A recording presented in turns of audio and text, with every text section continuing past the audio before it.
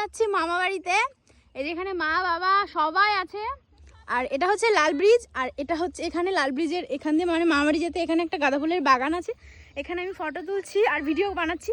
সবাই ফটো তুললো, আমরা এখন ভিডিও বানাচ্ছি। আর আমরা কিন্তু আজকে হেঁটে যাচ্ছি, মানে কোনো দিন হেঁটে যাই না। আজকে দেখো হোলি আর সবাই মিলে মানে এতজন আছি, টোটোই পাচ্ছি না।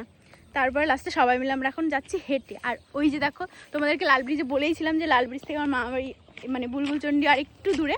এই যে লাল ব্রিজ, আর এইদিকে কৈলাসপুর, আর এইদিকে হচ্ছে আমার এখান দিয়ে হেঁটেও যাওয়া যায় চরলক্ষ্মীপুরে আমার মামাবাড়ি, তো হেঁটেও যাওয়া যায়।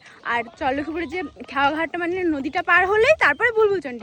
তো এটা আমি এখানে দেখো কুল পারছে, কিন্তু এবছরে সত্যি কথা বলতে আমি একদিনও কুল খাইনি এখনো পর্যন্ত।